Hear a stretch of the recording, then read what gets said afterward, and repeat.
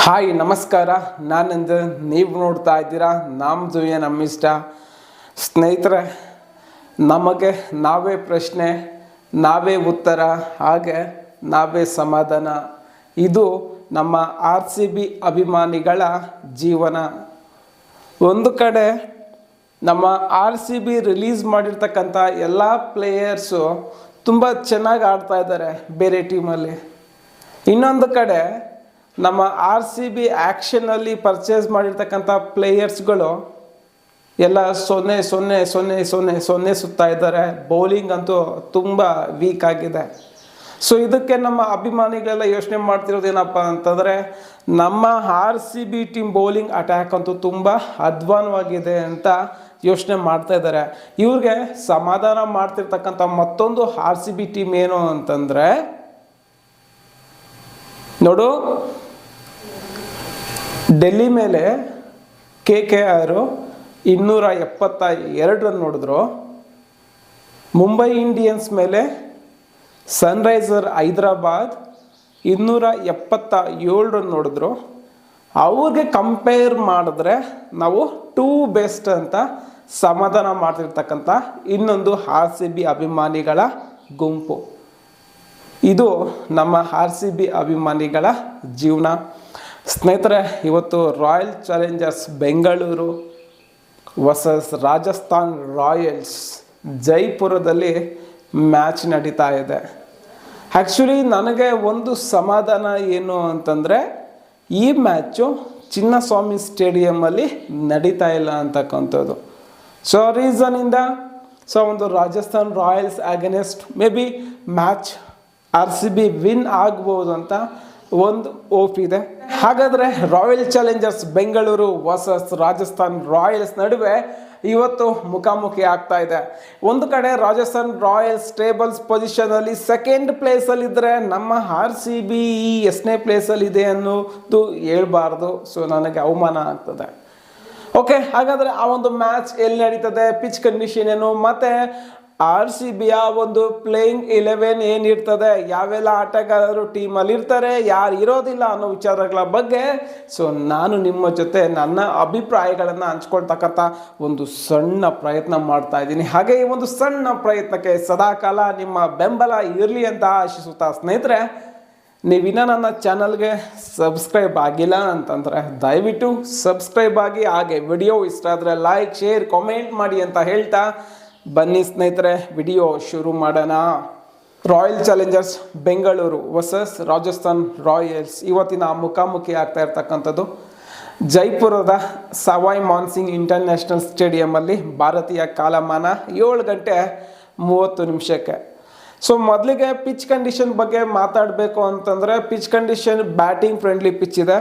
So ಇಲ್ಲಿ Rajasthan Royals 2 match ಆಡಿದೆ. ಈ 2 ಮ್ಯಾಚಲ್ಲೂ ಕೂಡ ರಾಜಸ್ಥಾನ್ ರಾಯಲ್ಸ್ ವಿನ್ ಆಗಿದೆ. ಫಸ್ಟ್ ಇನ್ನಿಂಗ್ಸ್ ಆವ್ರೇಜ್ ಸ್ಕೋರ್ ಬಂದು ಒಂದು ಮ್ಯಾಚು 190+ ಇದ್ರೆ, ಸೆಕೆಂಡ್ ಮ್ಯಾಚ್ ಬಂದು 180+ ಇದೆ. ಸೊ ಇದರ ಅರ್ಥ ಏನು ಅಂತಂದರೆ, ಇದು batting friendly pitch. Toss win ಆದರೆ ಬ್ಯಾಟಿಂಗ್ ಚೂಸ್ ಮಾಡೋದು ದಿ ಬೆಸ್ಟ್ ಅಂತಕ್ಕಂಥ ಒಂದು ಆಪ್ಷನ್ ಆ ಒಂದು ಪಿಚ್ ಕಂಡೀಷನ್ ನಾವು ನೋಡ್ತಾ ಇದ್ರೆ. ಅದೇ ರೀತಿಯಾಗಿ ಪಾಯಿಂಟ್ಸ್ ಟೇಬಲ್ ಬಗ್ಗೆ ಮಾತಾಡಬೇಕು ಅಂತಂದರೆ, ಈ ಒಂದು ಪಾಯಿಂಟ್ಸ್ ಟೇಬಲಲ್ಲಿ ರಾಜಸ್ಥಾನ್ ರಾಯಲ್ಸ್ ಸೆಕೆಂಡ್ ಪ್ಲೇಸಲ್ಲಿದೆ. ಸೊ ಇದರ ಅರ್ಥ ಏನು ಅಂತಂದರೆ, ಆಡಿರ್ತಕ್ಕಂಥ 3 ಪಂದ್ಯಗಳನ್ನು ಗೆದ್ದು 6 ಪಾಯಿಂಟ್ ಇದೆ. ಸೊ ಮೇ ಬಿ ಇಲ್ಲಿ KKR ಕೂಡ 6 ಪಾಯಿಂಟ್ ಇದೆ. ಅದರ KKR ರನ್ ರೇಟ್ ಚೆನ್ನಾಗಿರೋದ್ರಿಂದ ರಾಜಸ್ಥಾನ್ ರಾಯಲ್ಸ್ ಸೆಕೆಂಡ್ ಪ್ಲೇಸಲ್ಲಿದೆ. ಇನ್ನು ನಮ್ಮ RCB ಬಗ್ಗೆ ಹೇಳಬೇಕು ಅಂತಂದರೆ ಬೇಡ ಬಿಡಿ. ಸೊ ನಿಮಗೆ ಗೊತ್ತಲ್ವಾ, ಆಡಿರ್ತಕ್ಕಂಥ 4 ಮ್ಯಾಚ್ಗಳಲ್ಲಿ 1 ಮ್ಯಾಚನ್ನು ಗೆದ್ದು 3 ಮ್ಯಾಚನ್ನು ಸೋತಿದೆ. ಸೊ ಇಷ್ಟು ನಮ್ಮ RCB. ಹಾಗಾದರೆ ಇವತ್ತಿನ ಪಂದ್ಯದಲ್ಲಿ RCB ಗೆಲ್ಲಲೇಬೇಕು ಅಂತಂದರೆ, RCBಯ ಒಂದು ಪ್ಲೇಯಿಂಗ್ 11 ಅನ್ನೋದು ಸ್ಟ್ರಾಂಗ್ ಆಗಿರಬೇಕು ಅಂತ ನನ್ನ ಒಪಿನಿಯನ್. ಸ್ನೇಹಿತರೆ, ಯಾಕೆ ಅಂತಂದರೆ, ಈಗ ಆ್ಯಕ್ಷನಲ್ಲಿ ಯಾವ ಬೌಲರ್ಸನ್ನು ಇವರು ಪರ್ಚೇಸ್ ಮಾಡಿದಾರೋ ಅವರು ಯಾರೂ ಕೂಡ ಒಂದು ಪ್ರಾಪರ್ ಆಗಿರ್ತಕ್ಕಂಥ ಒಂದು ಎಕ್ಸಿಕ್ಯೂಷನ್ ಅವ್ರ ಕಡೆಯಿಂದ ಬರ್ತಾ ಇಲ್ಲ. ಸೊ ರೀಸನಿಂದ ಈಗ ಏನು ಮಾಡಬೇಕು ಅಂತಂದರೆ, ಬೇರೆ ದಾರಿಯನ್ನು ಹುಡುಕ್ಲೇಬೇಕಾಗ್ತದೆ. ಈ ಒಂದು ಮ್ಯಾಚನ್ನು ನಮ್ಮ RCB ವಿನ್ ಆಗಬೇಕು ಅಂತಂದರೆ ಒಂದು ಸ್ಟ್ರಾಂಗ್ ಪ್ಲೇಯಿಂಗ್ 11 ಅನ್ನೋದು ಇರಲೇಬೇಕಾಗ್ತದೆ. ಸೊ ನಿಜ ಏನಪ್ಪ ಅಂತಂದರೆ ಟೀಮಲ್ಲಿ ಇರ್ತಕ್ಕಂಥ ಎಲ್ಲ ಪ್ಲೇಯರ್ಸು ಟ್ಯಾಲೆಂಟೆಡ್ ಪ್ಲೇಯರ್ಸೇ. ಆದರೆ ನಾನು ಪದೇ ಪದೇ ಒಂದೇ ಮಾತನ್ನು ಹೇಳ್ತಾ ಇರ್ತೀನಿ, ಟ್ಯಾಲೆಂಟ್ ಎಲ್ಲರಲ್ಲೂ ಕೂಡ ಇರ್ತದೆ. ಆದರೆ ಇರ್ತಕ್ಕಂಥ ಒಂದು ಟ್ಯಾಲೆಂಟನ್ನು ನೀವು ಯಾವ ಥರ ಎಕ್ಸಿಕ್ಯೂಟ್ ಮಾಡ್ತೀರಾ ಅನ್ನೋದು ಸೊ ನಿಮ್ಮ ಒಂದು ಫ್ಯೂಚರ್ ಅನ್ನೋದು ಡಿಸೈಡ್ ಆಗುತ್ತೆ ಅಂತ. ಹಾಗಾದರೆ ಈ ಒಂದು ರಾಜಸ್ಥಾನ್ ರಾಯಲ್ಸ್ ಅಗೇನೆಸ್ಟ್ ಈ ಒಂದು ಪಂದ್ಯಕ್ಕೆ RCB ಸೊ ಒಂದು ಸ್ಟ್ರಾಂಗ್ ಆಗಿರ್ತಕ್ಕಂಥ ಒಂದು ಪ್ಲೇಯಿಂಗ್ 11ನ ಆಯ್ಕೆ ಮಾಡಬೇಕಾಗ್ತದೆ. ಇಲ್ಲಿ ನನಗೆ ಕಾಡ್ತಕ್ಕಂಥ ಎರಡು ಪ್ರಶ್ನೆಗಳು ಏನು ಅಂತಂದರೆ, ವೈಶಾಖ್ ವಿಜಯ್ ಕುಮಾರ್ ಹಾಗೆ ಲೂಕಿ ಫರ್ಗ್ಯೂಸನ್ ಅನ್ನು ಯಾಕೆ ಆಡಿಸ್ತಾ ಇಲ್ಲ ಅಂತ. ಇಲ್ಲಿ ಲೂಕಿ ಫರ್ಗ್ಯೂಸನ್ 150+ ಅಲ್ಲಿ ಬೌಲಿಂಗ್ ಆಗ್ತಾರೆ. ವೈಶಾಖ್ ವಿಜಯ್ ಕುಮಾರ್ ಸ್ಲೋವರ್ ಬಾಲ್ಸ್ನ ತುಂಬ ಎಫೆಕ್ಟಿವ್ ಆಗಿ ಎಕ್ಸಿಕ್ಯೂಟ್ ಮಾಡ್ತಾರೆ. ಸೊ ಇಂಥ ಇಬ್ಬರು ಒಳ್ಳೆ ಬೌಲರ್ಸನ್ನು ನೀವು ಯಾಕೆ ಆಡಿಸಿಲ್ಲ ಅಂತಕ್ಕಂಥದ್ದು ಸೊ ನನಗೆ ಇರ್ತಕ್ಕಂಥ ಪ್ರಶ್ನೆ. ಸ್ನೇಹಿತರೆ, ಈ ಒಂದು ಪ್ರಶ್ನೆಗಳಿಗೆ ಹಾಗೆ ಇರಲಿ. ನಾ ಮುಂಚೆ ಹೇಳಿದೆ ಏನು ಅಂತಂದರೆ, RCB ಅಭಿಮಾನಿಗಳ ಕತೆ ಹೇಗಿರ್ತದೆ ಅಂತಂದರೆ, ನಮಗೆ ನಾವೇ ಪ್ರಶ್ನೆ ನಾವೇ ಉತ್ತರ, ಹಾಗೆ ನಮಗೆ ನಾವೇ ಸಮಾಧಾನ ಮಾಡ್ಕೊಳ್ಬೇಕು. ಹಾಗಾದರೆ RCBಯ ಒಂದು ಪ್ಲೇಯಿಂಗ್ 11 ಏನಿರುತ್ತೆ ಅಂತ ನಾವು ನೋಡೋದಾದರೆ, ಇನ್ನಿಂಗ್ಸ್ ಓಪನರ್ಸ್ ಆಗಿ ಪಾಪ್ ಡು ಪ್ಲೆಸಿಸ್ ಹಾಗೆ ವಿರಾಟ್ ಕೊಹ್ಲಿ ಇದ್ದರೆ, 1 ಡೌನಲ್ಲಿ ರಜತ್ ಪಾಟೇದಾರ್ಗೆ ಇನ್ನೂ 2 ಚಾನ್ಸ್ ಕೊಡ್ಬೋದೇನೋ.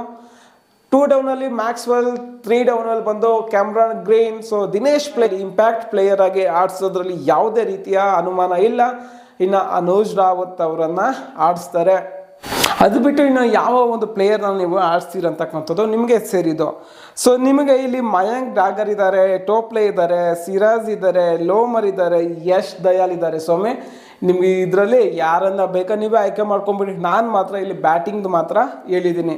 ಸ್ನೇಹಿತರೆ, ಒಟ್ಟಾರೆಯಾಗಿ ಹೇಳಬೇಕು ಅಂತಂದರೆ ಈ ಒಂದು ಮ್ಯಾಚನ್ನು RCB ವಿನ್ ಆಗಲೇಬೇಕು. ಯಾಕೆ ಅಂತಂದರೆ ಸೊ ಆಲ್ರೆಡಿ ಪಾಯಿಂಟ್ಸ್ ಟೇಬಲಲ್ಲಿ ನಮ್ಮ RCB ಬಾಟಮಲ್ಲಿದೆ. ಓಕೆ, ದಟ್ ಮೀನ್ 8th ಪ್ಲೇಸಲ್ಲಿದೆ. ಒಂದು ವೇಳೆ ಈ ಮ್ಯಾಚನ್ನು ಸೋತ್ರೆ ಮುಂದೆ ನಾಕೌಟ್ಗೆ ಹೋಗಬೇಕು, ದಟ್ ಮೀನ್ ಸೆಮೀಸ್ಗೆ ಹೋಗಬೇಕು ಅಂತಂದರೆ ಪ್ರತಿಯೊಂದು ಮ್ಯಾಚನ್ನು ಕೂಡ ವಿನ್ ಆಗ್ತಾ ಇರಬೇಕು. ಸೊ ಇರ್ತಕ್ಕಂಥ ಸಿಚುವೇಷನಲ್ಲಿ RCB ಬೌಲಿಂಗ್ ತುಂಬ ವೀಕ್ ಇರೋದ್ರಿಂದ RCB ಪ್ರತಿಯೊಂದು ಮ್ಯಾಚನ್ನು ಗೆಲ್ಲುತ್ತೆ ಅಂದ್ಕೊಳ್ತಕ್ಕಂಥದ್ದು ತಪ್ಪು ಅಂತ ಹೇಳೋಕ್ಕೆ ಇಷ್ಟಪಡ್ತೀನಿ. ಇನ್ನು ಬ್ಯಾಟಿಂಗ್ ಡಿಪಾರ್ಟ್ಮೆಂಟ್ ಬಗ್ಗೆ ಮಾತಾಡಬೇಕು ಅಂತಂದರೆ, ಸೊ ವಿರಾಟ್ ಕೊಹ್ಲಿ ಅವ್ರು ಬಿಟ್ಟು ಬೇರೆ ಯಾವ ಪ್ಲೇಯರಿಂದ ಹೇಳ್ಕೊಳ್ತಕ್ಕಂಥ ಒಂದು ಪರ್ಫಾರ್ಮೆನ್ಸ್ ಅನ್ನೋದು ಬರ್ತಾನೆ ಇಲ್ಲ. So at present Virat Kohli ಅವರು 4 ಮ್ಯಾಚಿಂದ 204 ರನ್ ಹೊಡೆದು ಸೊ ರನ್ ಗೆಟರ್ ಪ್ಲೇಸಲ್ಲಿ ಫಸ್ಟ್ ಪ್ಲೇಸಲ್ಲಿದ್ದಾರೆ. ಅಟ್ ಪ್ರೆಸೆಂಟ್ ಇವರೇ orange cap owner or winner. So remaining ಪ್ಲೇಯರ್ಸ್ಗಳಿಂದಂತೂ ಯಾವುದೇ ಕಾರಣಕ್ಕೂ ಪರ್ಫಾರ್ಮೆನ್ಸ್ ಬರ್ತಾ ಇಲ್ಲ. ಸೊ ಡು ಪ್ಲೆಸಿಸ್ ಸ್ವಲ್ಪ ಚೆನ್ನಾಗಿ ಆಡ್ತಾ ಇದ್ದಾರೆ, ಆದರೆ ಆ ಒಂದು ಸ್ಕೋರನ್ನು ದೊಡ್ಡ ಸ್ಕೋರ್ ಆಗಿ ಟರ್ನ್ ಮಾಡ್ತಕ್ಕಂಥ ಒಂದು ಇದರಲ್ಲಿ ಅವರು ಫೇಲ್ಯೂರ್ ಆಗ್ತಾ ಇದ್ದಾರೆ. ಇನ್ನು ಮ್ಯಾಕ್ಸ್ವೆಲ್ ಇರ್ಬೋದು, ಅದೇ ರೀತಿಯಾಗಿ ದಿನೇಶ್ ಕಾರ್ತಿಕ್ ಲಾಸ್ಟಲ್ಲಿ ಆಡ್ತಾ ಇದ್ದಾರೆ. ಸ್ಲಾಗ್ ಓವರ್ಸು ತುಂಬ ಚೆನ್ನಾಗಿ ಆಡ್ತಾ ಇದ್ದಾರೆ. ರಿಮೈನಿಂಗ್ ಕ್ಯಾಮ್ರಾನ್ ಗ್ರೀನ್ ಏನು ಮಾಡ್ತಿದ್ದಾರೆ ನನಗಂತೂ ಕೂಡ ಅರ್ಥ ಆಗ್ತಾ ಇಲ್ಲ. ಸ್ನೇಹಿತರೆ, ಈ ಬ್ಯಾಟ್ಸ್ಮನ್ಗಳು ಕೂಡ ಇದೇ ಥರ ಆಡ್ತಾ ಇದ್ದಾರೆ. ಈ ಮ್ಯಾಚು ಏನಾಗುತ್ತಾ ಅಂತಕ್ಕಂಥ ಒಂದು ಭಯ ನನಗೆ ಕಾಡ್ತಾ ಇದೆ. ಹಾಗಾದರೆ ನಿಮಗೆ ಏನು ಅನಿಸುತ್ತೆ ಅನ್ನೋದ್ರ ಬಗ್ಗೆ ಕಾಮೆಂಟ್ ಮಾಡಿ ಅಂತ ಹೇಳ್ತಾ ಇಷ್ಟೊತ್ತು ವಿಡಿಯೋ ನೋಡೋದಕ್ಕೆ ಧನ್ಯವಾದಗಳು.